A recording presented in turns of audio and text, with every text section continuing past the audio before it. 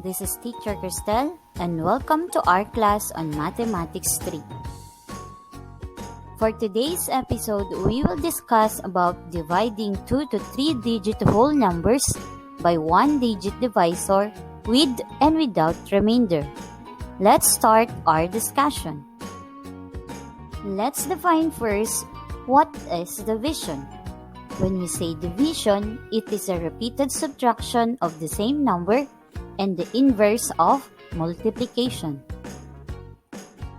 In division equation, 10 divided by 2 equals 5. 10 is the dividend, 2 is divisor, and 5 is the quotient. Let's divide 785 by 5. So first, we need to divide 7 divided by 5.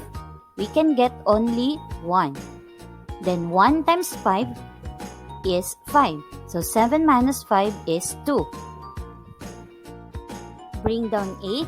Then 28 divided by 5, we can get only 5. So 5 times 5 is 25.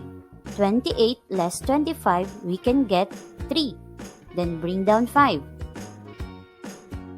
35 divided by 5 is 7. So 7 times 5 is 35. 35 minus 35 is 0. So 785 divided by 5, the quotient is 157.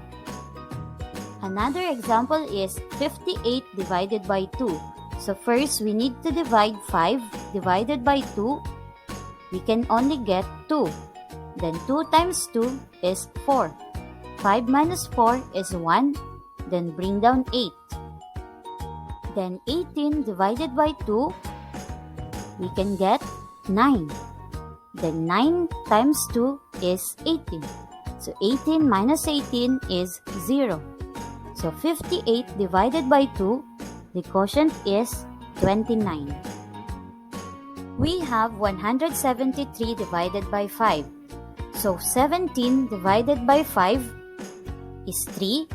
Then multiply 3 and 5, we get 15. 17 minus 15 is 2. Then bring down 3.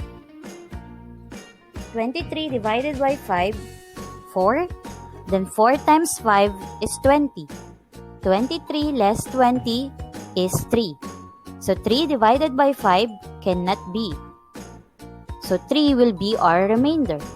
So the quotient is 34, remainder 3.